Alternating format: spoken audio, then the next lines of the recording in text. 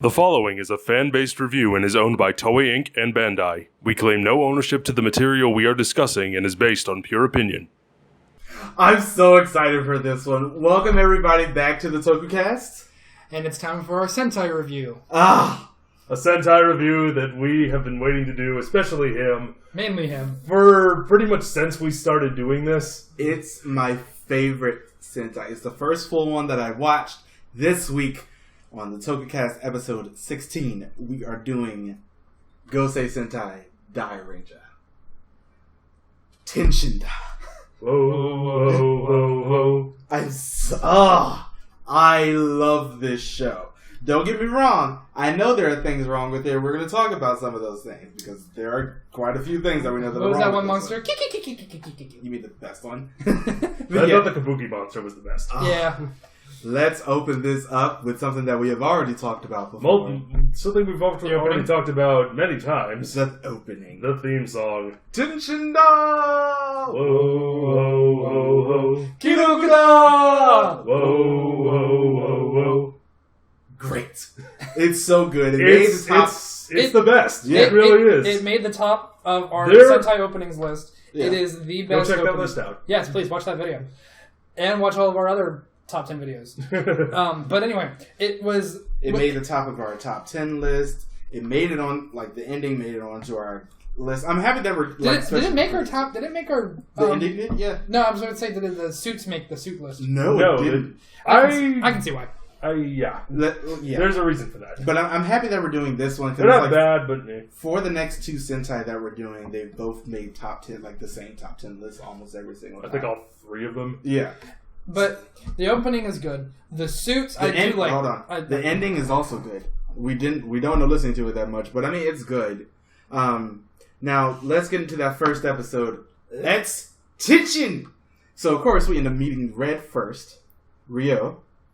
One of my favorite characters. This is one of the few Sentais that where Red is the last to join the group. That's they're already established. Yeah, well he's second to last, but it's really weird. Because in this episode, it's the first and the last episode of the show start off really weird. Mm-hmm. Because... we will talk about the last episode of the show, trust us. It's really weird because it's Daigo, Kaju, and Shoji, green, yellow, and blue respectively, all basically end up already a part of the Dairanger team put together by Master Kaku. And they end up basically stalking Ryo for a little bit. Mm-hmm. And they basically... on bicycles. A child that he ends up knowing ends up getting captured by the first monster in this one. Mm. And they end up basically stalking him. She gets taken into a hole. So when I first watched this show a couple years ago, I thought she died almost immediately. It's all right. She's gone. But yeah, they end up going and they end up basically taking Ryo to meet Master Kaku. And they end up... welcoming him to the team after one of the creepiest openings I've ever seen. And then they end up saying, we have someone else coming to join the team. She's coming onto a plane from China, and she's almost here now. So they end up going to go meet her, Lin. And once again, a very weird way, because the people on bicycles end up attacking her first. And we end up meeting the Kotopotoros at this time. Let's talk about them really quickly. They're basically men in tuxedo suits. You're talking about the minions? The minions. Yeah. They're kind of like mimes. Yeah. Is what their design reminds me of. It's just sort of weird just looking at them because they have lips. The lips, and they're kind of almost smiling. Yeah. You know what they kind of remind me of? What do they remind you of? A prototype kind of concept for the Tokuuger minions that ended up getting a lot better in Tokuuger. Yeah. Mm-hmm. Because that's a top 10 list we're going to do. Top 10 minions. Yeah. It's been suggested, so we will at some point. Yeah, but we end up meeting them. They're all riding on bicycles, attacking Lin and everything. It's a very fast beginning to the show. Mm-hmm. Extremely fast. A lot of things end up getting introduced almost immediately. Then we end up getting... they end up getting attacked by the first monster, who we'll end up talking about later as well, because the first monster does end up being a thing one more time much later. And we end up getting to these suits. Good suits. I like these suits. There's a little too much white on them. That's my biggest problem. Especially, it wouldn't be so much of a problem. Yeah, let's say it wouldn't be so much of a problem if it wasn't so concentrated to one area. Yeah, it's just all on the. It's like white T-shirts, but then they have the sleeves. Which I get what they're trying to do, that Kung Fu, what's it called? Wuxia. The Wuxia.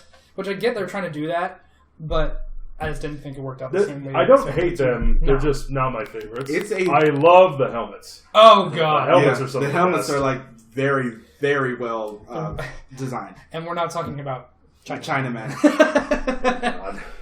But yeah, the helmets are extremely well designed. I really like these ones. And I think the reason I like and what we didn't really get to talk about, I do like Kiva's outfit. We'll talk about him later. I know we will. I do like that outfit, which we haven't really had a chance to talk about. Granted, we watched it a lot when we were kids because of Power Rangers, but... Yeah. But yeah, that's better. Basically episode when we end up getting introduced to Ryuseo, who is Red Ranger, because he's the only one that's not unlocked, unlike all the other ones. Mm-hmm. And there's a reason for that, which I do end up explaining. But we end up skipping on to episode 5 because some character development ends up happening in between episodes 1 and 3. But it's for the first couple episodes, and I really like this, and I really wish they would go back to doing this. We only end up getting like one mech at the very beginning. Or, something along those lines, because we don't end up getting introduced to the full mech until like episode 9 almost. Yeah, but let's be real. The one mech is enough for a while. Yeah, it really was. Ryusei, I really like the way that it looks just by itself. When that was the Power Rangers, oh god, I wanted that. Thunderzords. The Thunderzords. I just wanted him. I really didn't like the look after everything is added on. I just liked him. Yeah. Okay, so we end up skipping on to episode 5, The Jewels Have Come, which is a Lin focus episode, but it ends up having a lot more bearing onto the actual, at least for the next couple episodes, the plot itself. Because Lin ends up basically fighting a lipstick monster, which is very vain, and I like the way they end up introducing this now, because it ends up building up for something later for another character. Because the lipstick monster ends up getting attacked by Lin after she ends up kidnapping Lin's friend, and she ends up having a scar on her face. And she is just like, I'm going after Lin no matter what now. Lin ends up getting a dream of some sort where the heavenly light jewels end up coming onto her, and she ends up seeing like the other mechs that the other Dairangers have, because as I said, we only have Reds at the moment. Lin ends up getting transported to China for some odd reason, but I mean, it makes sense. That's where the other mechs are being kept. They end up going into this basically a temple where the other ones are staying. The lipstick monster ends up going out to find Lin, and of course, in the fighting. Let's talk about the fight scenes in this show. Before we talk about the fight scenes, can I talk about one thing? What? This is one of the few Sentai where each member, they all have an arsenal of different weapons. They do. That is one thing I kind of wish they'd bring back. They've got spears, stabs, ring blades. Chakram. Yeah. Chakram, blasters, swords. It's just abundant. They have a lot. And the reason I really want to talk about the fights is because these fights are so well choreographed. Yellow has the whip, the chain whip. The chain whip thing, yeah. The fights in this show are so well choreographed. They're very good. Especially when they end up having to use the Dairen's rods. It's really, especially because I'm going to end up making some comparisons to Masked Man. But it's like, that was the first martial arts based one. This is the second one. But as I said in the Masked Man review, this basically ends up building up on everything that Masked Man did. And it just does it so much better. Instead of aura power, it's ki power. Yeah, and it's ki power, and each member of the Sentai have their own style of kung fu, which they follow to a T. They really do. Especially Yellow. Yeah. Because of the drunken fist, which is so hard to keep up. He has some of the greatest... He has some great development too. He does, and a lot of the fight scenes that I really like to talk about aren't just like for Red or Yellow. Everyone ends up having their own specific fighting style, and I think Yellow's is just. And it really goes to show what an ensemble that this team is. Yeah, because everyone fights. Not everyone fights differently.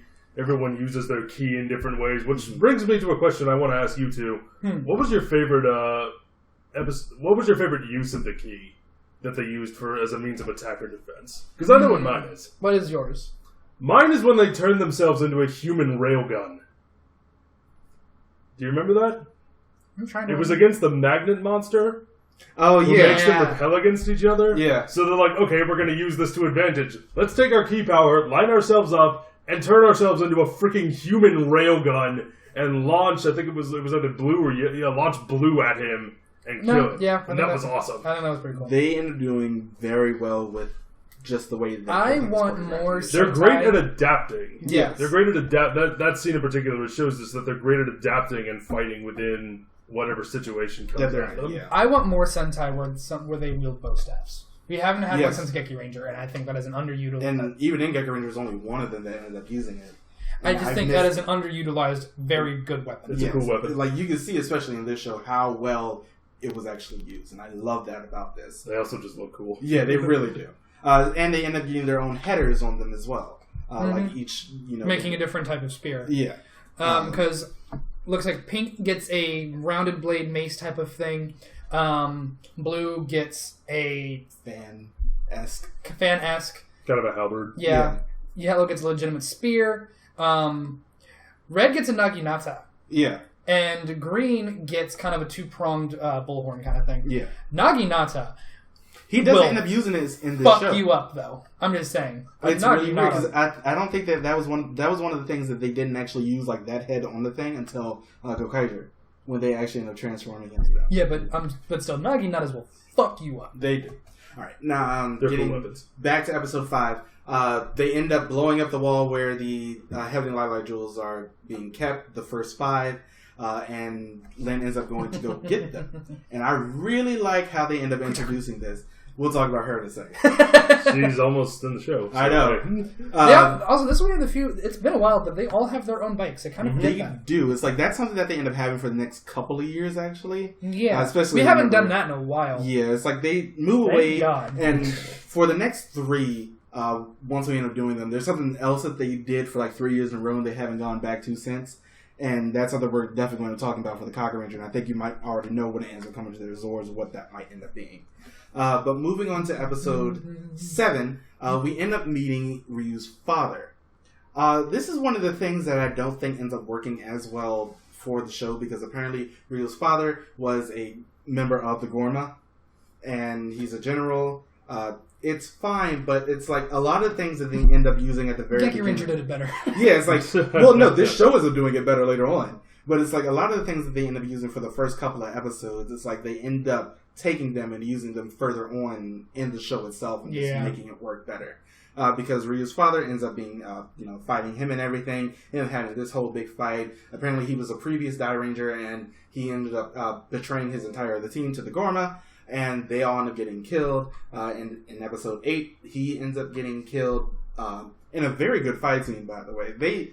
I like the way that they make the other side end up having like their own fight scene, no matter if it's like comical or something like that. Yeah. It's like they also end up having their own fighting style to go along with whatever their thing is, like lipstick songstress or something like that. In episode 8, though, when he ends up dying, he ends up telling the other Dairangers that there is something that we were trying to work on, but before I ended up betraying them, we got it together, but we never were able to actually end up using it.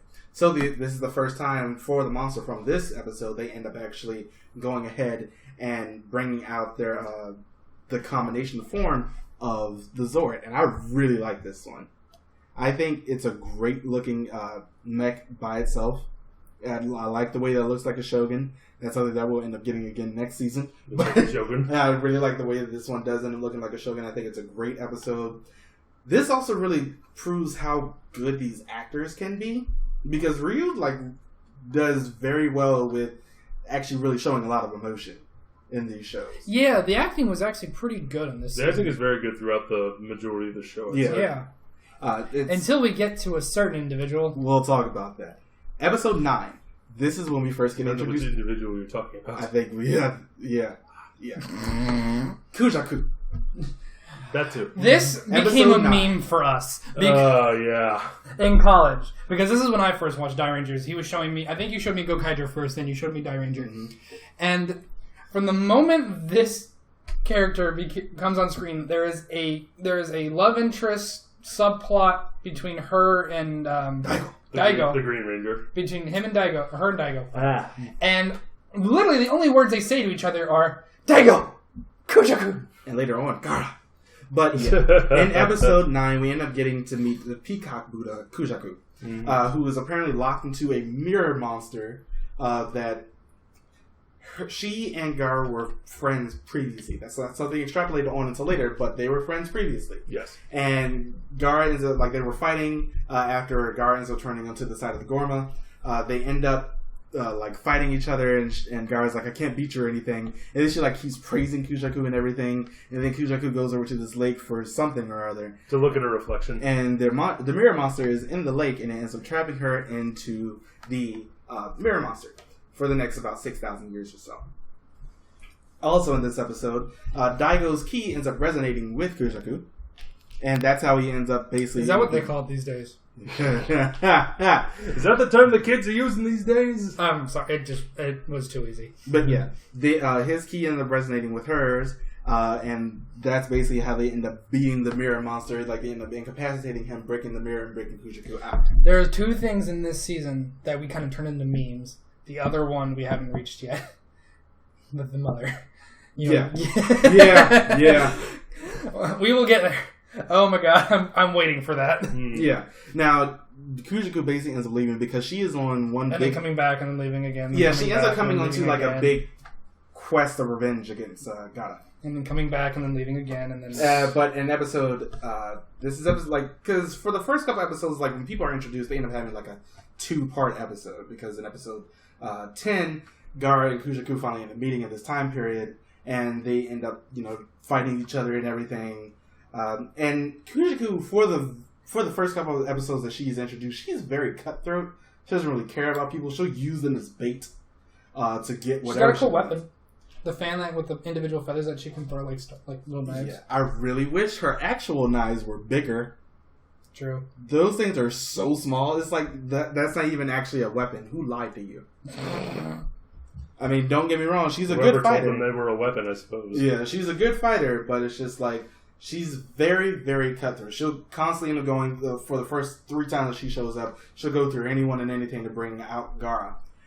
We'll talk about that because it seems like motivations in this show, with most shows, they take a little bit to get into themselves, but I think they switch writers at some period. Mm-hmm. And motivations end up changing into a much more comprehensive story, but the first couple times that these characters end up getting introduced is not nearly as well thought out. Episode 14... we end up meeting the grandfather of Lin with the neck crick thing. I liked him. He was fun. He was fun. And I love the monster that ends up being introduced at the same time, Kabuki Novice. My favorite monster in the whole show. Oh my gosh, he was great. Hilarious. He was so over the top. That's the whole point. Yeah, that's Kabuki in general. That's Kabuki. Yeah. But he was constantly hilarious, and I loved everything about him. He apparently had kidnapped the bride-to-be of Lin's grandfather. Mm-hmm. And he ends up coming... And the bride-to-be is 2/3 younger than he is. Yeah. They end up having this big fight. It's for episode 13 and 14, they end up having a whole bunch of fights throughout the city. Episode 14, Kabuki Novice can constantly possess people. And I love what people end up making him do because I remember the one scene with the cop. Yeah. He flies through the air with his arms open and everything. Thought it was hilarious. Yeah, it's great. It's so good. Although there's one part in this episode because they sort of make an existential crisis at the end of episode 13 because he ends up possessing a bank robber. Mm-hmm. Who they end up taking, they chase up into the top of a building, and Lin's grandfather comes in and basically just pushes them off to try to get Kabuki Novice out of the guy. And he does. Yeah. But sadly, the robber falls to the ground and he is killed. But then we end up finding out at the beginning of episode 14 because they end up thinking, the Dairangers end up thinking that they helped kill this guy. Yeah. But apparently at the beginning of episode 14, they're talking to the police and everything. It's I can't believe we ended up killing this guy. We pushed him out the room. It's what the hell are you talking about? This guy was already dead. It's we just don't know how the hell he got out here, but y'all didn't do anything, so y'all are good. Uh-huh. And it's oh, okay. I guess we could just keep on going. Well, all right then. Dun, dun, dun, dun. Yeah. At the end of episode 14, he ends up possessing a robot out of somewhere. We don't know. But does the robot say "Domo arigato"? No, it does not. Oh. They end up possessing this robot, and they end up defeating him before he can get out of the robot this time with the help of the grandfather. And the girl who Kabuki Novice ended up capturing had a sword. She had the Byago Shinken, which they end up basically leaving behind in this episode to bring up a plot point much later. and they stick it into a rock in order for someone who's actually worthy of the sword, like King Arthur. I'm about to say, you mean Arthur? Who can actually come and bring out the sword themselves. Right. And I think that's a good way to just give some foreshadowing for this series. True. Because they do it pretty well with this. Just, leaving plot points behind. Although there's one case later on where I'm just like, y'all should have solved this a while ago. But yeah, I think it's a good way to that's setting up some anticipation for this show. Episode 15, we meet 3 of the best characters in this show. Yep. The 3 Stooges. The 3 fucking Stooges. The first time them coming in, they basically... I prefer the older 3 Stooges myself, but... Oh, I'm not saying That was a joke. Yeah, I know. We're not... But they were pretty fun. I love them. They show up a couple of times throughout They try so hard. They show up a couple of times throughout the show, and they do. The first time they end up basically attacking Rio. How does that go for them? They end up challenging him to a soccer game. A very fun soccer game, mind you. I like, whenever they end up appearing in this show, it's always fun. Yeah. It's just like, I'm constantly laughing because everybody on the other team... And by the end of the episode, you just kind of walk up to them and go, you did good. You did good. And because at the end of the episode, they always end up getting blown up. A for effort. They're the Team Rocket. They're always blasting off. They always end up getting blown up, and they're like walking off in bandages and everything. And at the end of every episode they're in, Mr. Telephone is falling over. Yeah. I just love it. I love how she got introduced too, because this old woman ends up going up to try to talk on the phone, and it turns out to be her. And she's like, "Oh my god, what the hell?" She runs away. It's so great, and I love this episode. I love these characters themselves. We'll get into them more later on as well. Mm-hmm. Episode 16, we end up getting back to Kushaku, Daigo. Get used to it, folks. Yeah. Because in this episode, we had to. This is the one where they sort of end up bringing Kujaku back to an actual person, where she's not as much of a cutthroat, because she ends up using some kid as basically bait to lure Gara out, because this monster is going around and like sort of possessing or kidnapping children, and she ends up using this one child to lure Gara out with this monster. It works, but Daigo's like, "You're a legitimate asshole." It's like, "What the hell are you doing?" And she's like, "Okay, I guess I'm not exactly being the Buddha that I'm supposed to be. No. Let me go ahead and try to be better." No. Now, there is a picture of the Peacock Buddha in a museum, and she's like sort of connected to the tapestry, of course, because it's a representation of her. Right. She ends up going to the museum after they end up having the fight and end up being the monster. And she ends up losing a feather. Oh, yeah. Off of her head at this point, because the pollution in the modern world, her body can't handle it. And I guess that's a good way to bring that in. Yeah, I guess. Man is bad. Nature good. Episode 17. Oh, God. We end up getting introduced to two new characters. One good, one bad. Define bad. Couple of villains, too. Yeah. Thank you. I like the villain. You made the distinction. Ko of the Howling New Star.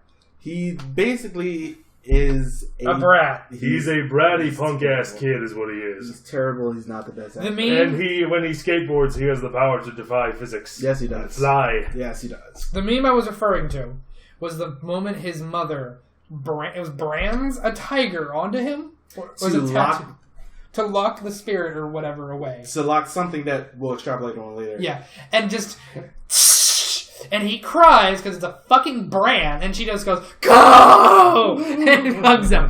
I'm like, call Child Protective Services, people! She does end up disappearing after this point. Good! Hey. Terrible mother! But yeah, in this episode, along with this episode does have my absolute favorite moment in the entire series, though. Please tell me it's not the one where he gets his powers and looks up women's skirts. Or is no, that next episode? It's not that one. It involves the Blue Ranger, where he's chasing Ko through the temple area, and all of a sudden a face with a long neck reaches out from like behind a bush, and he makes a face like...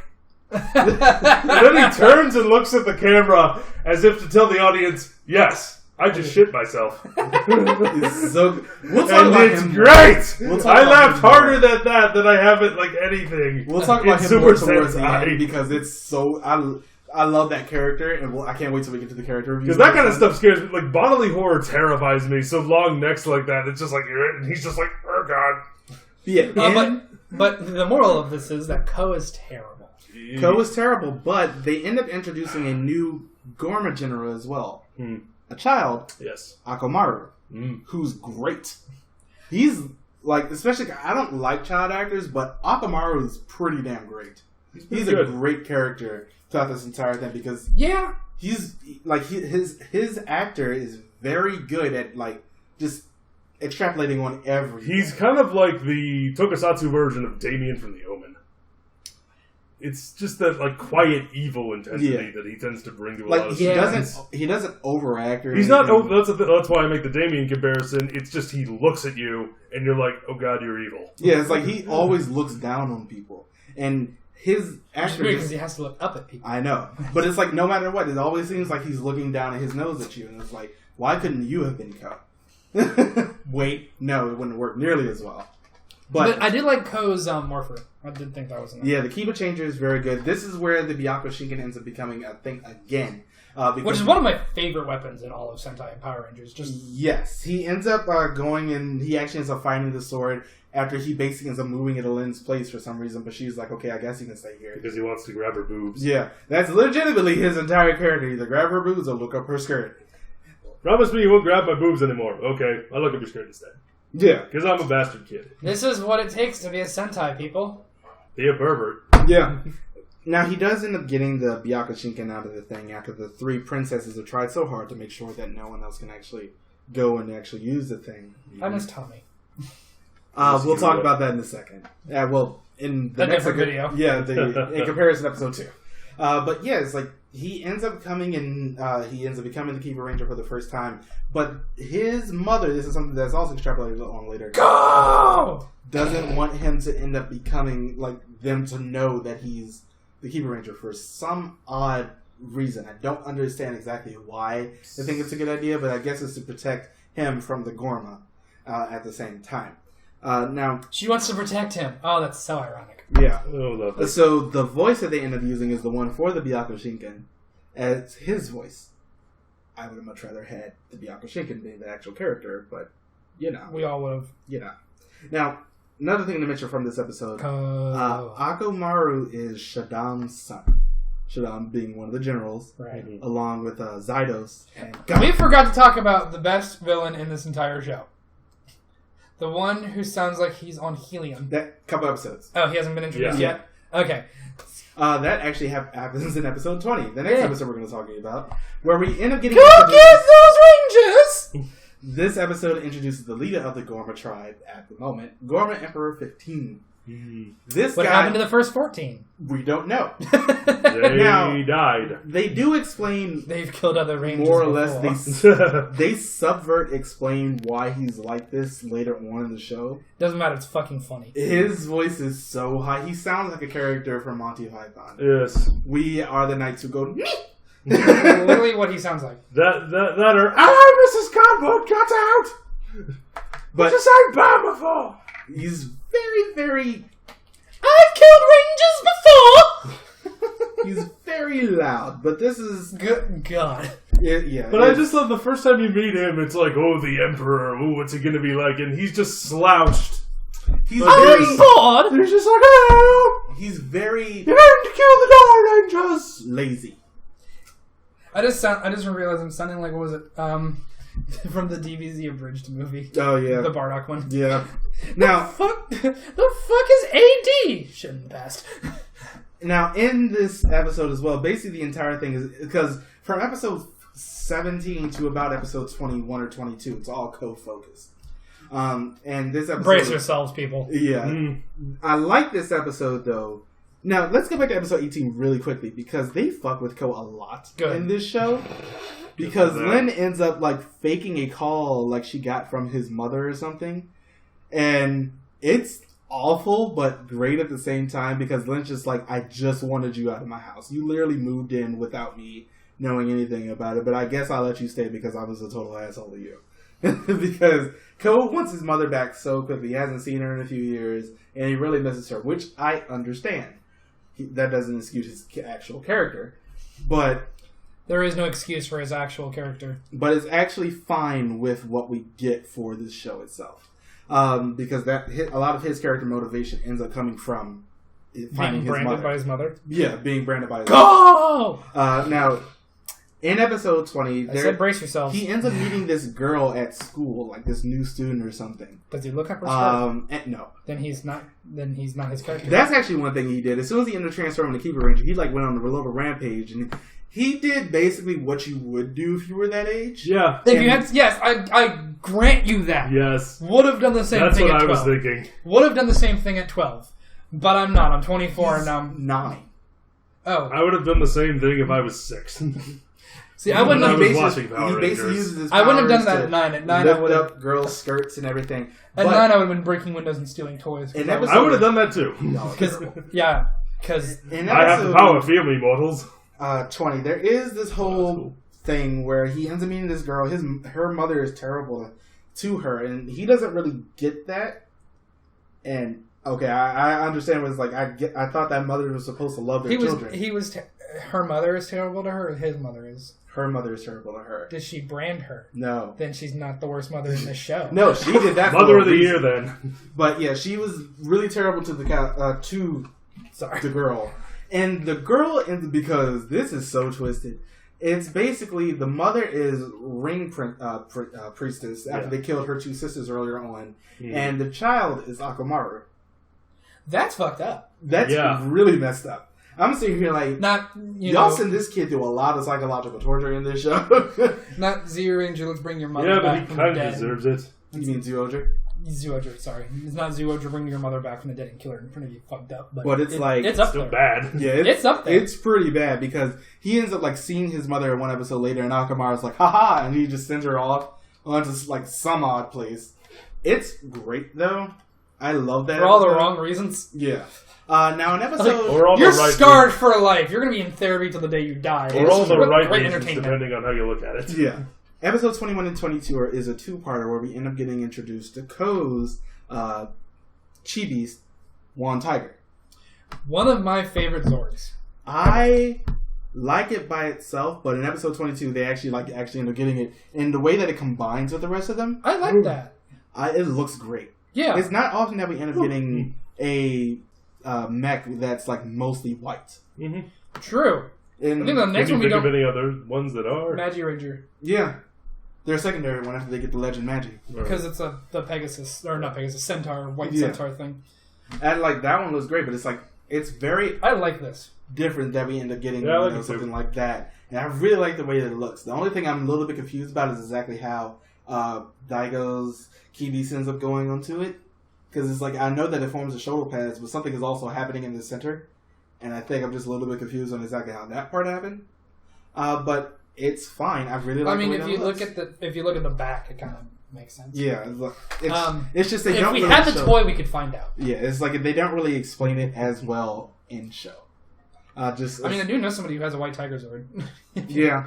I don't know. Stay with run. Now, The thing is, I don't need to. It's not in box. Episode 24, these 3 Stooges are back. This time for a baseball themed episode. 3 Stooges. And this is the episode. What are we going to talk about him? It takes a little bit. Okay. This is the episode where they end up focusing more on Shoji. Because a lot of his character development ends up getting tied in with them later on. Because he ends up getting betrayed by them, and it was like, we thought we had no other chance or anything. It's like, if we don't end up defeating you, that we'll end up losing our place in the Gorma. So they end up going out, and they were supposed to plant fake bombs on the heads of the baseball helmets. Of course, they're real. Fake bombs? Yes. Why were they supposed to be fake? I put fake in quotations. Well, I mean, why were they supposed to be fake? Because the reason that they were supposed to be fake is that they end up more or less going into an agreement that he was going to end up losing, so they don't end up getting kicked out of the Gorma because he felt sorry. It was all going to be fake. Okay. Yeah. Then it was a real bomb because 3 Stooges. So of course they end up trying to kill him. It doesn't work. They end up getting beaten up again, and they end up walking off on crutches. I love this episode. Of course, we're going to end up having various baseball themed episodes because that's like Japan baseball. Japan does love his baseball. International sport. And they almost had a Sentai on it. Yeah, almost with Dynaman. That decided to not happen. And then They just decided to be make it about explosions. Now, in an earlier episode, there was a I guess a side character that ends up becoming important later. Cameo. His actor, when he first shows up, is a different actor than the one they end up using later. The first actor is just some unknown guy, but the second one he ends up becoming much more of a main character is Raita from Jetman. At least his actor. And he is a turtle maniac. Mm-hmm. He's has a big thing for turtles. Turtle. And they end up fighting. Why? Because you referenced that movie, that's why. Yeah, it's a bad movie. I didn't say it wasn't, but still, it's relevant. In this episode, he ends up referenced Finding Nemo instead. You weren't. Righteous. He ends up finding. I would have preferred that. Yeah. He ends up finding another Lilac Jewel. Or Gamera. And this Lilac Jewel basically ends up, granting him the power to turn into a turtle. And this because most of the things between him... Because if I want to turn into something, I want to turn into a turtle. Yeah. What? I'm sorry. I need a minute. But what? Let's just process this for a second. I'm sorry, it doesn't look good. In my opinion. No, we haven't talked about that yet because it hasn't happened yet. Okay. Because this episode is mostly... You mean an actual turtle. Yeah. Right. His episode ends up turning into... Sorry. Most of the cameo episodes end up being with Kazu. Kazu is the main... His, main... Turtle dog? Leak into the actual team. I like Cameo as a character. He's not bad. His actor is pretty good. But at the end of episode 28, he ends up turning into an actual... turtle. Zord. Yeah. Well, no, that still doesn't even happen for a little bit. Nope. Episode Turtle Zord. Yeah, because it doesn't happen until episode 31. There's a reason why they haven't done another one since. Yeah. On episode 29, we finally end up getting introduced to Ko's mother. Ko! Yeah, I was waiting for that. Thank you. His mother is played by the commander from Jetman. Oh yeah, you did tell me about that, which makes it even weirder because she was the commander from Jetman, great character. Now she's a terrible, terrible fucking mother. Yeah, she is. But she's a good actress. Yes. So yeah, her main thing in this episode is you have to get me to meet Ko before his 10th birthday, and Ko doesn't know when his birthday is. And I don't know, don't care. But that's I'm blaming the mother on this one. When you were a kid. Birthday is the second time of the year, unless you celebrate Christmas, that you get presents. Ironically, you should have that memorized. His birthday is the day before Christmas. And in this episode, I'm blaming the mother. She ends up explaining blame our schools to the Dairangers that if we don't end up getting Ko to meet me beforehand, so I can go ahead and perform this ritual to make him, not going to. His father he'll prick his finger on the spindle of a spinning wheel and fall into a coma. Yes. His father is a Gorma. She ends up explaining that in this episode. And she's like, if you don't end up getting him to meet me before his 10th birthday, he'll end up fully turning into a Gorma. And that's the whole thing that Akamaru is doing. He's trying so hard to make Ko into a Gorma. And I love that because it's just as soon as that ends up happening, I'll end up having more power than you, Shadan, father. I love their dynamic because they hate each other. Akamaru hates Shadan, Shadan hates Akamaru, and it's just that builds up so well throughout the rest of the show because when it fair enough, yeah. finally ends up going into becoming an actual thing at the end of the show. I don't know. I feel like other Sentai have done the Sentai turning into a monster thing better. Well, I'm not talking about that. I'm talking about the dynamic between the two. Yeah, I know. That was just in the back of my mind. Bokenger. Yeah, Bokenger did that one a little bit better. Oh my god, that scene in Bokenger where he just stabs the spirit. I can't wait until we get to that. One of these days we'll get there. In episode 29, we also end up getting introduced to a monster, the fast-talking vagabond, which is the Mike monster. Did we skip the puppet guy? That happened episode 3. We did not talk about the best monster in the show, though. He's a puppet guy. Who takes the souls of children and puts them in puppets and has the creepy... I had nightmares. He was fun. At least one. I like the fast-talking vagabond, though, because he always ends up sending out a tongue twister with a bomb. True. In this episode. There's one part in this episode that's really weird. Because... Ko's mother has, been appearing like a phantom throughout the entire thing. She's, projecting her ki. Mm-hmm. He's about to fight the monster. And he has the bomb in his hand, and his mother ends up showing up. And Ko, being the idiot that he is, not seeing that he has a bomb in his hand. Actually, I don't know how you missed that. I think he actually has it taped to his back, but still, he doesn't end up saying the tongue twister fast enough. A little heavy. Yeah, it's he doesn't end up saying the tongue twister fast enough. So he's getting blown up. Rubber baby buggy. And it's legitimately his fault that he ends up getting blown up. There's nobody else's fault. It's like, I understand that your mother is like over there like calling out to you, but one, she has terrible timing. Two, you have terrible timing for not actually paying attention to the monster who's trying to blow you up. Our acting warm-ups in college would have been a lot more exciting had we have had explosive stuff to our backs. But the Fast Song of Vagabond is also a pretty good fighter, so he ends up taking away basically all of the Dairanger's weapons at this point, except for their fists, the Byakko Shinken. It's just like such a weird set of episodes because in episode 30 we do end up getting to meet Ko's mother for a very, very brief period. I'm not gonna do it. My throat hurts. Thank you. It's good though, but yeah. Is it though? I mean, yeah, it's. I love how I'm like complaining about every episode so far. I love this show. Yeah, it's really weird though because in this episode, Lin ends up explaining to Ko that he is, he has Gomer blood, and it's like we had to figure out exactly how to get you to your mother before your 10th birthday to make sure that you don't end up turning into a Gorma. Sorry, Gorma all sound like that. They all sound like that, but as this fight is going on, because like a couple of episodes ago, Akamaru, like after he ends up getting One Tiger and everything, Akamaru ends up getting killed in that episode. I love the way he got killed, by the way, because it reminded me of Shadow Moon from Black. Yeah, he was like,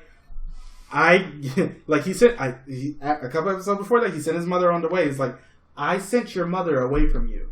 You're never going to be able to find her. You're going to turn into a Gorma whether I'm here or not. And then he dies.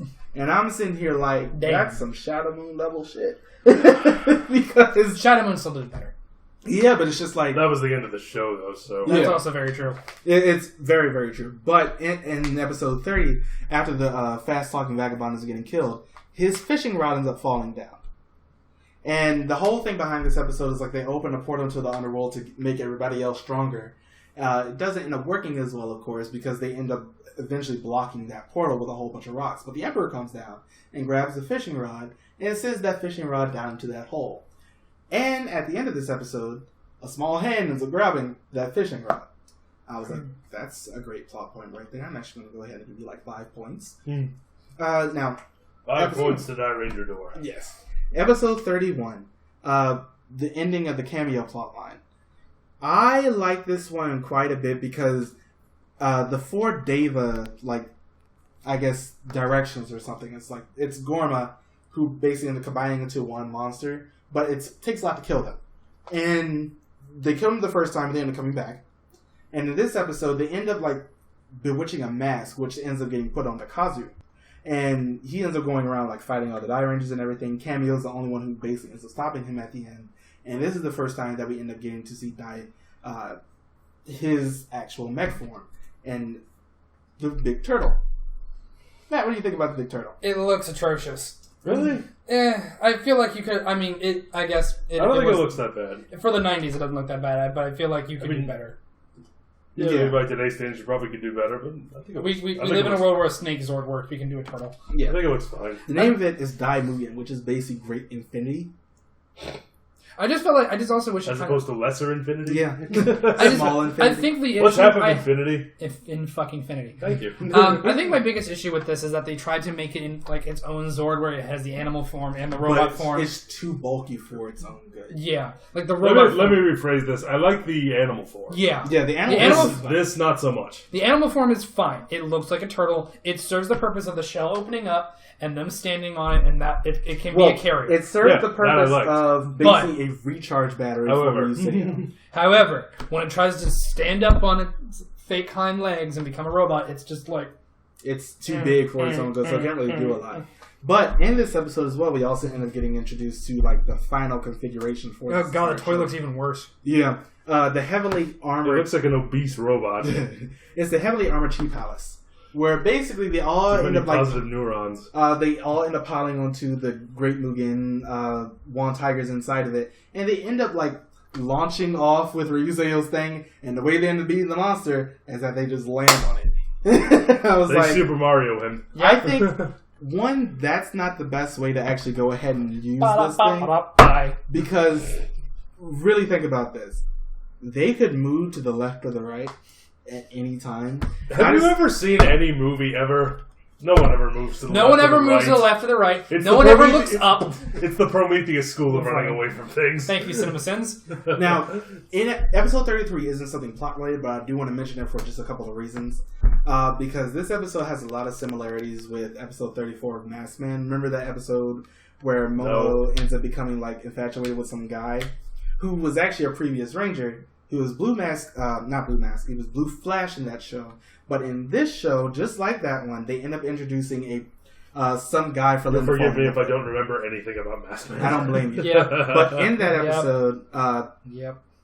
Takaru from Masked Man ends up playing like her boyfriend for this episode. Mm-hmm. It just harkens a lot back to that one. I like it when they bring back actors like that. Yeah. And he shows up like a couple times because he was in an episode of Jetman as well. Mm-hmm. But he ends up becoming like he's a monster that works for the Gorma who's constantly end up like draining the ki power from Lynn every time he was taking her picture. I really like this Sounds episode. like Speed Grapher. Yeah. Except it's not making your head explode. But I really like this episode just Give because it time. It really reminded me. It's like, I understand there are some links to be made to Masked Man in this show, of course, because they're both martial arts themed. Right. But it's like, this is just like a legitimate harken back to that show. Yeah. And just how they end up bringing in things for it, with Grand and Pink Mask both being like looking over the water at the end of the episode and everything. I just like the way they end up doing that. Also, I don't know if you're planning on talking about this later, but we have not talked about him. We have not talked about Master Kaku, but just to briefly, we will end up just in a little bit though. Because I know. Before we get to that, that I guess you could call it a plot twist. This is one of the best Sentai mentors ever. It's true. He's one of my favorites. He's great. He's great. I figured he needed at least that mention. We Master Kaku love was Master great. Kaku. Mm-hmm. His actor on point. I honestly think one of my favorite key uses is the first time he does it and he just floats the sword and just flies it forward and I'm like, alright, this is what we're in for. Let's go. That or just him levitating. Yeah. Well, we had that with Masked Man. No, but he does it like all the time. When he does it, it's just like he does it so effortlessly. He's just like, "Yep, I'm meditating." Yeah, it's like the mentor for Masked Man actually had to work for it a little bit. True. This guy's just like, He's just like, and "Okay, I can." And it explains why it's so effortlessly for him because he's so good at it. Well, that and episode 37. You have to see it. A huge guy. This episode started off with Cameo, Kazu, and Ko looking through a telescope. As one would do in Japan when they're bored. Now the anime has told us anything. And Cameo sees a shadow going in front of the moon. And then his heavenly light, he's like, I don't really know what I just saw, but his heavenly light jewel ends up turning him back into his, regular turtle form. He ends up coming out of it, and he's scared to all hell. Because he's like, this thing is coming to kill all of us. And if we don't end up doing something, we're just going to end up getting destroyed at this point. And what is it? It's Serpentera. Yes. Now, this is also that's all I know. That's all I know how to call it's Daijin Ryu. Sure. It's awesome is what it is. It is. Serpentera sounds cooler to me. We'll talk about that in a second. Now, he ends up coming in, and Akamaru also ends up coming back this episode. And this leads up to really what sets the tone for the rest of this show, because it's legitimately all or nothing at this point. Because this thing ends up coming down and he's pissed. Because it's not a Zord, it's not a robot, it's a god. Yeah. It's a space god. It's a space god. Gaim would be proud. It's space god Godzilla. Because he just kind of sits there, waiting. It's because as soon as he blinks, Earth is gone. Yeah. And at the end of this episode, it's like a lot of things end up happening with this. And there's a big battle that ends up occurring. And in this episode, the giant dragon at the end of it, the Daijin Ryu ends up coming down at the end of it. And he ends up attacking everyone. Doesn't matter who. It doesn't matter. Gorma, Dairanger, human. It doesn't matter. You're getting attacked by this guy. And Rio ends up calling in the Heavenly Armor Palace, basically the stand for him. And I love the way that they end up scaling this thing. Because it's so huge. It is Megazord size 2 Megazords. Yes. Megazords look up and go, well, shit. Because it's they show that one picture, that one scene of them, on the Heavenly Armor Chief Palace, just flying alongside it, and it takes them a while to get to his head. It's just like, it's so big, like you don't want to end up doing anything about this. And in the next episode, because of what ends up happening with this, they end up having to negotiate a ceasefire because this thing basically ends up representing balance. And it's like, if we don't have balance between the Gorma and the rest of the world, it's going to come down and basically just do a hard reset on us real quick. Now, Master Kaku, there has been some mystery behind him throughout this entire thing because he ends up going to the Gorma Palace and is like, we have to negotiate a ceasefire. He tries to end up doing that with Gorma 15. And everybody's scared of him because they just really don't know what to do. Apparently, he can also use, however, Yo Power, which is the Gorma's version of Ki Power. And he ends up going up to the Gorma, is like, we have to negotiate a ceasefire. And, of course, Gorma 15, being Gorma 15, is like, ho, ho, ho, if I end up doing that, then nothing else will end up happening. I'm going to end up beating all of you. I don't care what this thing will do. So, so Daijinryu is like, you hilarious. He ends up going over to, like, this miniature... You hilarious. No, Daijinryu is like, haha, nice voice. Yeah, he ends up, like, blowing up this planet next to where the Gorma Palace is. Like, not a planet, but I guess whatever, like, their floating spirit things are. And he ends up basically, like, sending pieces of it at the Gorma Palace. And Gorma 15 is, like, falling off his pedestal. Master Kaku ends up catching him. I was like, look, we don't really have a lot of a choice with this thing right here. Either we stop fighting and do a ceasefire, or we die. He falls over. On second thought. Whoa, bullocks to this! It's like, yeah, let's go ahead and stop. On second thought, I need to go do laundry. There's brown stains now.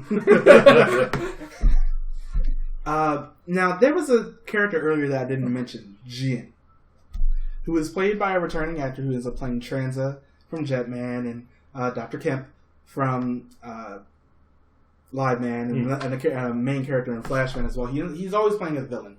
And he is Red's rival. Yes, he's Red's rival. The first time he and Ryo in the meeting, like, Ryo gets a shit beat out of him. Because this guy... I love how this guy is, like, the high point of, like, a wuxia film. Yeah. He's that guy who's always going out and tries to prove his best on all these other masters and everything. He ends up going and killing a whole bunch of people. He has some ties to a nurse who... His previous master, before he died, he was training under him. And Jin ends up getting sent off a cliff. I love Jin as a character because, like I said, he's very arrogant. He reminds me a lot of Tranza, and I mean, of course, but it's like it shows through a lot more in this character itself. He beats the shit out of Ryo, and then Ryu goes through like some extreme intense training with some chains and a whole bunch of like metal plating on him and everything to like make himself stronger and I guess reaction time be faster. Mm-hmm. This episode ends up being great because like the second time they end up fighting after Ryo ends up getting the shit beat out of him, Ryo ends up beating Jin and basically ends up ending him the way his master previously had thrown him off of a cliff. Now this girl ends up becoming a thing, the girl that who was the daughter of the master that he had previously, and Zydos ends up coming in and is like, if I give you this, you have to get rid of all your like normal wants and needs and everything. So he ends up killing that girl. Like I was just like, damn. If you don't go hard, go hard. Go ham. That's great. It's such a good episode when he does that because he ends up becoming the Demon Fist Master, Jin Matoba. He ends up getting a whole new arm and a whole lot of other powers. He had this one episode where like he would go and attack more masters. He would put a spider on them, and that spider would constantly end up going up to their throat. I bet that made you happy. I was not happy at all. Mm-hmm. He ends up doing that to Ryo as well, and it's a great episode when it ends up happening. Yeah, because it's just like constant fear and constant spiders. And at the end of the episode, he does end up beating. He does end up beating Jin again, and Jin ends up taking a blow for him. Like a blow that would have killed him, but Jin is like, no one else is going to defeat you because we're going to end up doing this like true warriors. And in episode 39, after Jin's coming back, there's this whole thing where like this is like one of the weirdest things I saw about this episode. It's like Ryo's taking care of him the entire time, and I'm sitting here like, Ryo, this guy has killed people. Ryo, that kills people. And you're taking care of him. You're dumbass. But at the end of this, like, Zydos did something to him after he was originally blown up by that other monster. And he, like, constantly ends up turning into a wolf skeleton monster-esque type thing. I love the way that the build-up was for this episode, though, because it's not obvious that Jin is the wolf monster. It's like they constantly going back and forth. He doesn't realize it until, like, there's blood after he killed someone, there's, like, blood going down his arm and, like, bones coming out of his arms and everything. And he ends up going, and they finally end up beating the wolf monster itself. And Jin told Rio earlier, it's like, strike me here. We can go ahead and, like, you can beat me if you do that. Because that's my weak spot. They end up beating the wolf monster. And Jin ends up going back to himself. The end of this episode, though, Jin is like, he and Rio end up having this brief fight, and Rio for some reason can't beat him. They end up going off to, like, Jin walks off, like, through the desert because he got to the desert really effing fast. I don't know where the hell that was. And, like, Zydos ends up coming in and is like, I'm never going to end up letting you go away. And he ends up bringing, like, an army of Kotopotoros. And, like, we don't know how this episode ends because they flash away at the very last second, like Spike at the end of Cowboy Bebop. And we don't really know what happens to Jin. We just know they, like, open fire on him, and then the coin that he was flipping throughout the rest, all of his other appearances, just ends up falling down. We hear just, like, a whole bunch of shots, and that's it. It's implied that he is no longer living. Yes. Great episode, though. Yeah. Very, very Red Dead Redemption-esque. Yes. At the end there. Now, episode 40, Farewell, Three Stooges.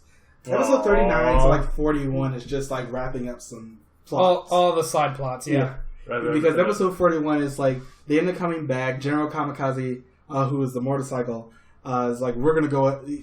Shoji, of course, it's like, we're gonna have a race. And Zydos is like, I give you guys one more chance to get back into this. And they end up planting like a bomb onto everybody's bicycles. And I love this. Well, bikes, motorcycles. You said bicycles. Shut up. But in this episode, I love the way they end up, like, this is fun at the end of it. Because it's like, they have these bombs on there, but it ends up turning out those bombs on there are fake, and whoever ends up crossing the finish line first ends up being the one to get blown up.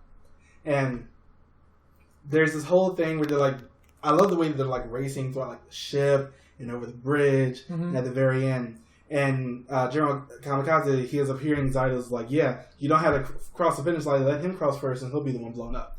And Kamikaze's like, no, we agreed on this as men. We're going to go ahead and finish this as men. So he knocks Soji off the bike. He crosses the finish line first after running over Zydos and Mesh's telephone and the gravestone also end up going across with him. And they all end up getting blown up. And it's a really, really good episode because at the very end of this, Soji is like in his room. He ends up getting a package. And he gets a call on the phone from these three because they didn't die. Because there's a Japanese proverb, it's like, idiots don't get sick or die early. But yeah, he ends up getting a phone call from them. And in the... Really? Because I figured idiots would be the ones who get sick most often. Oh, they're great. He in the package that he ends up receiving, it's like a banner from these three is like, we wish you all the best. We're going to go out and try to find ourselves. And at the middle, it says friendship. I love this episode. I just think it's fun. These are some of my favorite characters in this show. And I'm a little bit sad to see them go, but they were great. Episode 41 is the end of Kujaku's arc and Daigo. Because in an earlier episode, they were trying to find the sacred peacock tears to heal Kujaku because, as we said, the pollution was slowly killing her. And they end up going out. The first time they end up finding it turns out to be a fake, and the thing that would end up coming out of it was a snake out of a skull. The second time they end up finding it, Master Kaku was like, you can't use these things because, yes, they'll save Kujaku, but they'll get rid of basically every other thing. Like, humans have built up an immunity to a lot of diseases after time. But it's like, if they end up going away, we don't need that anymore. But later on, they're probably going to end up coming back at some point, or at least some new diseases that we don't have any immunity to. Mm-hmm. So they'll end up killing out all of humanity. I love this scene because Daigo tries his hardest. Like, Kaga ends up taking the sacred peacock tears from him. And there's like this whole thing where Daigo's just constantly trying to get it back. It's a great episode because he's like constantly attacking Master Kaku, and there's nothing else that we can do on this. And the rest of the Dairangers like, we can't do anything about this. Right. But he's constantly trying to. But I love. Yeah, and like there's this whole scene where Daigo and Master Kaku are fighting, and mostly it's just Master Kaku is like, "You're hilarious." You think you can hit me? That's cute. You are so cute. Trying to hit me and hit me. And then he can't. Thank you. Now, in an earlier episode, Ko ends up disappearing because it's getting closer and closer to the 24th of December. And his blood is starting to become more Gorma-esque. Oh no. So he's basically in a cave acting like Zio at the beginning of his movie. Deep, covered in vines. Yeah. And this episode about panties. is also really strange because it's true. It's a 3-part episode where they finally end up finding his mother. But Akamaru, being Akamaru, doesn't completely ends up thinking things through like a lot of the generals in general. He ends up bringing back this monster that when he came back from hell, this monster Ikazuchi. And Ikazuchi ends up fighting Ryuseo after he ends up growing big because Ikazuchi listens to whatever Akamaru says.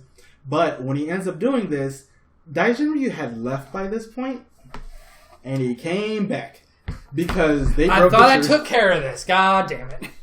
It's like I thought I told y'all. I forgot my keys. I thought I told y'all. He's he's like the mother who stops an argument, walks out of the room, and then the kids start fighting again, and she just slams the door back in. What did I say?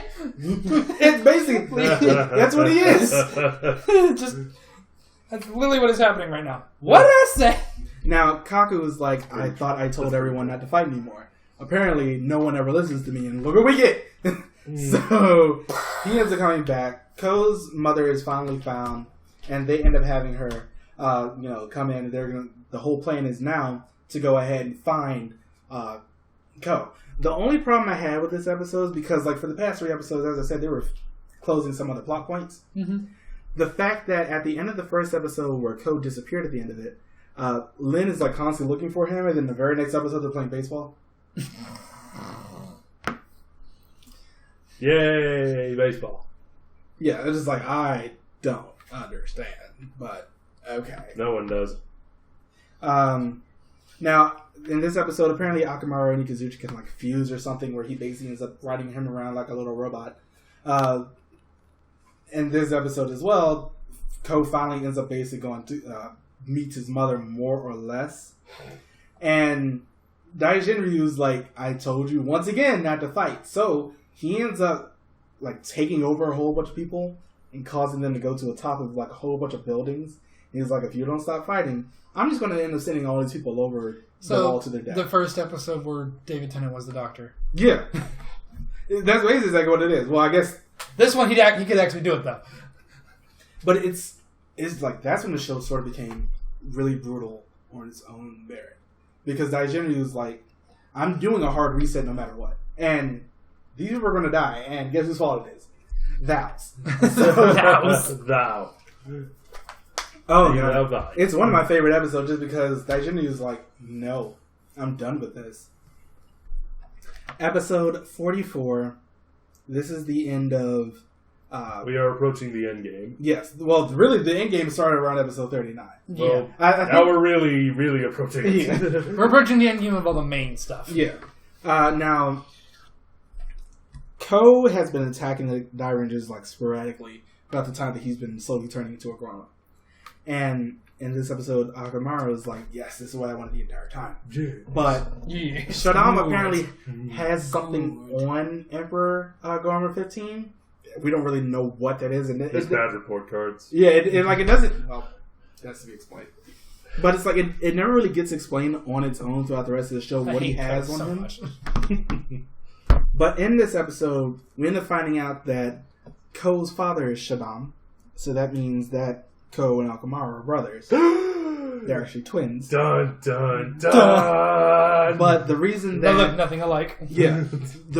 Fraternal twins exist. Fair enough. But the reason they, Ko's mother ends up having to leave with him is because apparently the firstborn of any twins in the Gorma end up having to be killed. That's how Gorma. The firstborn has to be killed, or the secondborn? The first. Why does that make sense? I don't know. Old Testament. Usually the firstborn gets to live. No. Yeah, but she ends up. We listen to the Bible, but in reverse. Yeah, it's like she ends up running Well, they are away. evil. She ends up running away They made it with Ko to protect him. But she, like as she said, she never meant to leave Akamaru behind. There was just nothing else that she could do. She had no other choice. She had to make sure that they both ended up living, and that was the only way that she saw at the time that she had any options to do so. I would love to just listen to like an argument between this. Mother abandoned me. Mother branded me. You want to play this game? Now, my problems are better than your problems. now to end up releasing like the Gorma blood out of Ko, it's really weird how this episode ends up running out because a lot of it didn't need to happen. Ko's been in this cave this entire time, so they end up going to find him. His mother ends up taking him into the cave after the Dairangers are all fighting Akamaru.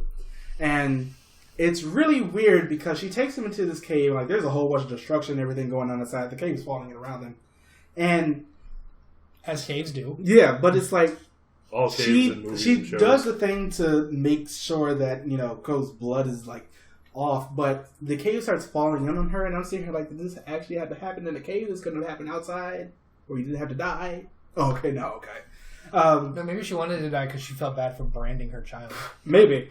Now, in this episode as well, Akamaru ends up learning that that's his mother and that Ko's his brother, and he ends up learning that from Shadam because Shadam and Ko's mother had met in a previous episode, and like apparently they already knew each other. But Shadam ends up killing Akamaru.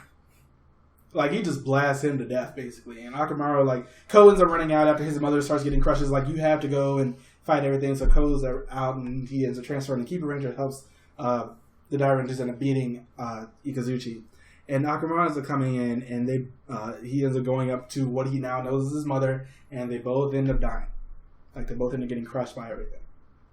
Not a bad episode. I really like There were some logical errors. Yeah, there's some logical errors. Don't get me wrong, but I really like the way that, like Akamaru's actor in this one. He just like, this is really, really like he doesn't believe anything that's happening anymore. Like apparently he knows his mother here. I just realized there is one complaint that we did have about this show when we were watching is that some of the episode titles were a little too obvious. Disbanding for real, like episode 45, which we're going to talk about now, and also. The one where he dies and it just says the death of. Yeah, it's just like, wow, you couldn't have let us just. Oh, okay. Master dies. Yeah. But yeah. So in this episode, Master Kaku has decided to go back to the Gorma. Because you're a Gorma, and you're a Gorma, and you're actually a Gorma too. Everyone's a Gorma. He ends up going back and making sure that the truce that they end up having is like so Dairanger doesn't try to kill anybody. Because Master Kaku like tried to save some of the people that Dairanger just basically pushed off the top, but he couldn't save everybody. So I'm betting a lot of people still die. Splat. So Master Kaku ends up going, and he and Shadam end up having a whole bunch of things. This guy, well, they're fighting, of course, to who's going to be the next ruler of the Gorma, and. This monster is going around. I really like the monster design for that guy as well. He looked great. He is going around like implanting spears, like one for ki power and one for yo power. And at the same time, Master Kaku's like, I had to disband the Dairangers because if not, you guys are going to keep fighting. And if we keep fighting, that thing's going to kill us. So I don't want that to happen. What did these children do? They didn't listen. They did not listen at all. At all. It's bad how much they did not listen. Now, I like the way that Master Kaku looks in this episode after he gets his armor. Yeah, it's not bad looking armor. Yeah. He's like, I am a Gorma just like your father, Rio. Apparently, we're just going to go ahead and drop that plot. Everyone's a Gorma. Yeah. But it's like, that ends up happening. I'm a Gorma, you're a Gorma, we eat Gorma. This is going. I just and the Dairangers, like their oral changes end up getting taken. All the heavenly Lilac jewels, including Ko's and Cameos, end up being taken as well. Like there is a lot of things that end up happening in this episode, and they end up going out after they figure out exactly the reason that the two towers were put there. The two towers, like Lord of the Rings all over again. The reason that they end up putting out those towers so they did it first. Yeah. They're so close. Yeah, it's like the reason that they end up putting up these towers is so Master Kaku has, more power than Shadam, so he can overpower him and make sure that he ends up being the one that can take over the Gorma. So the Gorma will stay in line. Yes. Now, episode 47, like, they don't end up protecting the tower, but let's talk about what happens right before that. Before that, let's talk about the title. The what? Amazing Truth. No, that is not Amazing Truth. That is Amazing Truth. Yeah. But I love this episode. I hate the titles. I love this episode so much because it's the first non-Henshin roll call that I think we've had, like, in general. Yeah, we don't get a lot of those. It's so good. It's like, I watched this episode last night, and just watching this one, them being untransformed doing this was perfect. Yeah. Like, seeing them, like, do the entire roll call with the motions and everything else. It's amazing. Oh, God. I love this. It's one of the greatest things that I think I've seen in a very long time. Like, because I don't think we've really gotten anything. Like, we've gotten a helmetless roll call, but to see them do it, like, out of suit. Yeah, like and especially with the complicated choreography of this roll call. And they do it well. Yeah. It's great. It's one of my favorite episodes. And at the end of this, Shadam and Master Kaku end up fighting. Both of the towers are destroyed, so Master Kaku ends up being defeated and ends up being stabbed. To death. Yeah, but the Dairangers end up getting their things back after seeing in the sky. As a Force Ghost. Yeah. In the sky, like the people who have meant the most to them throughout the rest of the show is like, we need you to fight for us. Like Kujaku, we didn't mention this earlier, she died because she decided... She died. Yeah. You can tell how important she was to the plot. We forgot that she died. She was, in a way, but she did die after throwing the sacred Pikachu because she knew if she ended up using them that everybody else was going to end up dying. So she threw them into a lake, she ends up dying, and she ends up becoming like the actual Peacock Buddha at this point. Which is fair. Yeah. At the end of this episode, the Dairangers end up getting their powers back. Because apparently they're like carrying around things that end up meaning like the most to them for the person that they like had the most interaction with. Daigo carries around Kujaku's feather. Lin ends up having Ko's mother's ring. For Kazu, it's Cameo. It's literally Cameo. It's literally Cameo. It's the turtle. Got it. And in Shoji, it's the Three Idiots. Aww. And for Ryu, it's his dad. It's Jin. Oh yeah, it's Jin. I can't remember if it was Jin or his dad. I love that episode. I think it's a really good one to just like, this is what the Dairangers are. They're never really going to end up giving up no matter what, even though they might not have all their powers. It's also the only one that we don't get a single transformation like for any of them. Because, of course, they don't have the aura changes, but it's just like they don't get a single transformation at all. They end up getting in the next episode, but they end up going to the Gormer Palace finally, and they end up saying, Magnificent! Master dies. That's the name of episode 48. That's the stupid... First off, why is the word magnificent in that title? Because he's a magnificent master. No, but it's it's magnificent! Exclamation point. Master dies. Like, it's a magnificent thing that's happening. Yeah. Now, it's extremely fucking sad. Yeah. In this episode, they end up being... Maybe for the bad guys, it's magnificent. They're the ones. Maybe they're the ones who wrote all the titles. Now, in this episode, we end up getting some other mystery that ends up happening because they end up beating Zydos in this episode, and he turns into clay. Oh, yeah. There's a thing that's going to end up happening for the rest all of the show. the villains are made out of clay. Yeah. Now, Doll. I can't wait. But in this episode, Master Kaku ends up dying. I love the scene where they're like all around him while he's dying. It's just so good. Yeah. Right in the feels. Yeah, it's like, as we said earlier, the actors are all great. And this episode just like, it sort of extrapolates on how good like their acting ability is. They end up going into they finally end up breaking into the place where the Gorma Palace. They end up finally breaking into the Gorma Palace. They end up having some pretty great fight scenes in there too. Daigo ends up squaring off against Gara. No, he's squaring off with Gara, with Rin, and everybody else is all fighting Shadam at this point. So apparently, like, they end up fighting Gara, and she's basically beaten. But we end up finding out, like, Kujaku comes down from the heavens where she was, and so does somebody who looks very familiar. It's actually the real Gara. Apparently, this Gara, who they've been fighting the entire time, died 6,000 years ago, and has been made into a clay doll, which also explains Zydos. Because apparently, all of the Gorma are clay dolls. Wonder who made them. We'll get to that in a second. Ooh. But I love this episode because it's like Gara's like the actual Gara's like, yeah, you ain't real, so I'm gonna need you to go ahead and get out here. So she turns her back into a clay doll and just makes the winds wipe her away. And Kushaku's like, Daigo, this is the last time we're ever going to see each other. And he's like, Kushaku, and she's like, bye.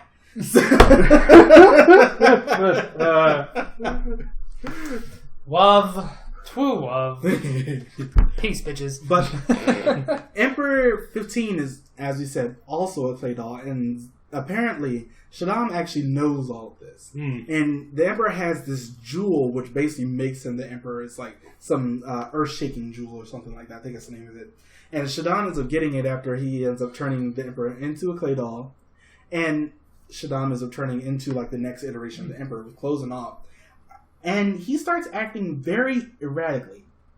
I think that this jewel itself is the thing that makes the Emperor, like, or at least as insane as he is.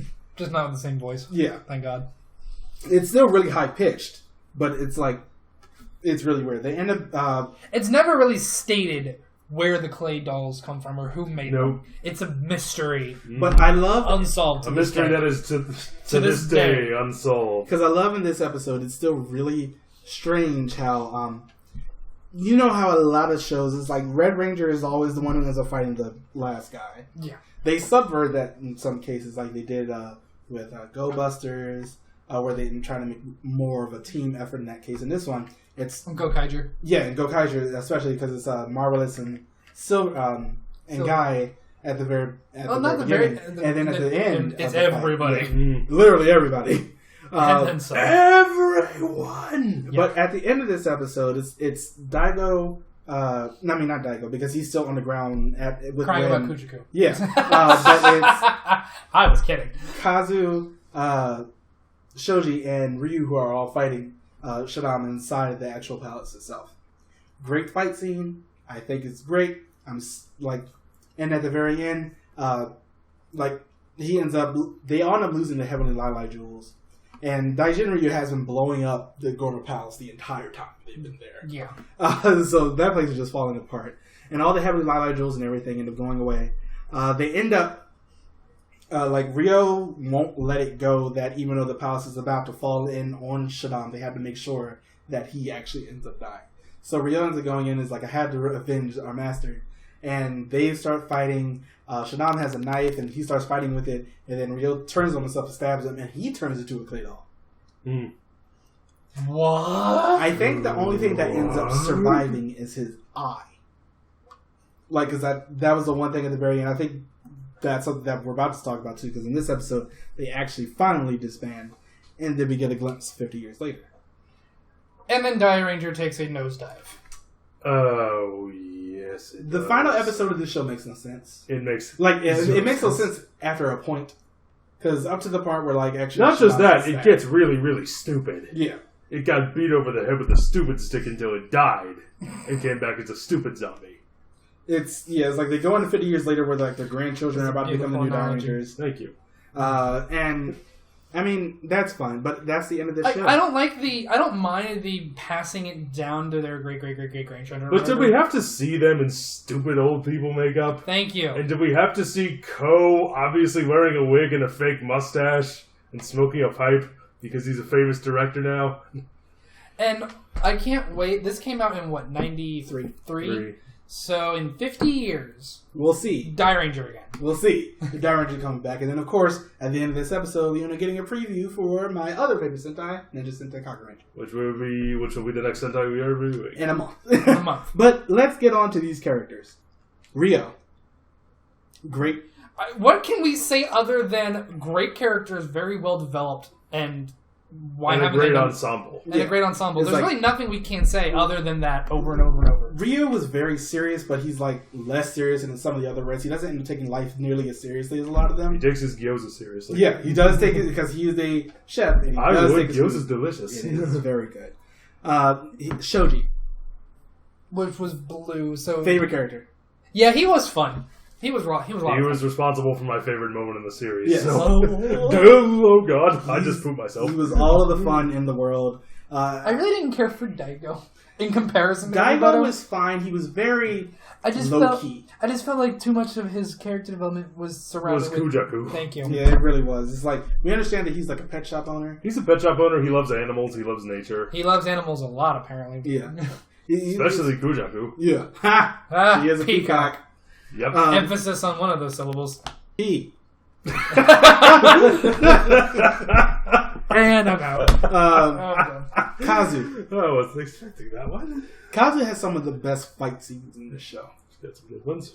He's also this is just a thing because he had one episode where he had an evil counterpart. Yes, and it was actually his twin brother. He is an actual twin. Don't you love it when shows and movies do that? Yes, because they did it. His brother actually, and they did it in Geki Ranger too. Yeah, his brother actually ends up going on to I think either the year or the year after to star on one of the Metal Hero shows. And they had another evil twin episode where it was actually him this time. So it was like they reversed. It's like, it's my turn. Yeah. Lin. She was good. She was good. A lot of her character development ended up coming in after Ko got introduced. Which is unfortunate for her. Which is basically like she is the... But you still had the episode with her grandfather and everything that came before that. But she ends up sort of becoming like the surrogate mother to him. Which is fine. I mean, there's nothing really wrong with her character. She's a lot of fun as well. And everything is a step up in comparison to his last one. Yeah. Ko! I had to do it one more time. Speaking of which, Ko. You okay there? Awful. Awful. Ko is awful. He's the worst. He was the worst character. It's just like, it's his actor, more or less. It's not just his actor. His character was annoying. Yeah, he really was. He was an annoying punk kid that you just wanted to smack. Like, for the first couple episodes that he showed, I was just like, why? Why couldn't he have gotten someone older or something? Now, I do want to talk about one more character, and this is only because of a character that she played before. I want to talk about the actress who played Gara. And, she played Dr. Mazinda in Live Men, and their characters are very similar. Mm-hmm. They both sort of get like this redemption arc at the very end, but they twist it with Gara where she died already. And Mazinda is like, I'm being chased by this thing who wants to scalp out my brain. So, how about no? So help. But yeah, her character is like... Help. For the first couple of times that she does end up showing up, she's sort of similar, but I like the way what they did with her in comparison to what they did with Mazinda in that previous show. And this is also the last time that we end up getting to seeing like her and the actor who plays Jin as like any major characters in any Tokusatsu era. Yeah. I think Gara shows up one time, and she shows up in the Deca Ranger movie. And I think she showed up in an episode about... No, that wasn't her. That was a chick from Five, the brain from Fives. Oh. But yeah, never mind. But I liked her. The characters were good. The plot until the very, very, very, very end. The plot was great. This is legitimately the ensemble show.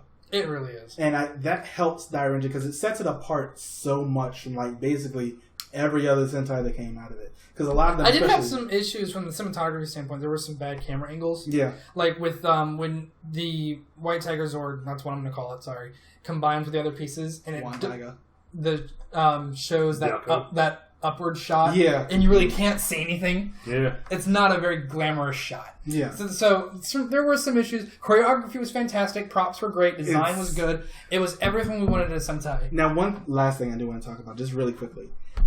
There's no really quickly with you. No, the actors in this show love their characters. Oh, yeah. They constantly come back, especially Keiichi Wada, who plays Ryo. He was at Power Morphicon this past year, along with who made the cameo in Gokaiger? Wasn't it Blue? It was blue, yellow, and red. Yeah, Red was in the movie. Yeah, he was in the team-up movie. They all came back at Power Morphicon. They at least I think it was everybody but Ren.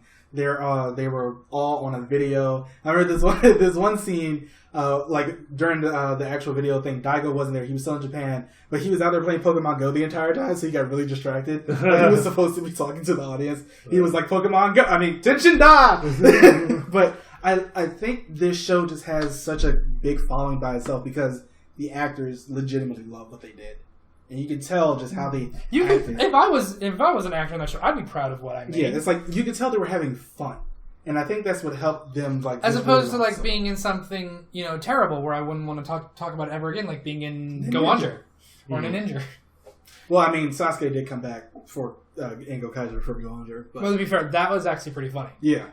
There's a portal in the sky. How will I reach it? But yeah, it's just like, I love it when the actors legitimately love what they're doing. Yeah. And I think that's what made me love Dairanger so much, because you could tell by the way they acted and everything. It's just like they love their characters. Would you give this a 10 out of 10? I give it a 9 out of 10. Because Co. Because that ending. And Co. 9 out of 10.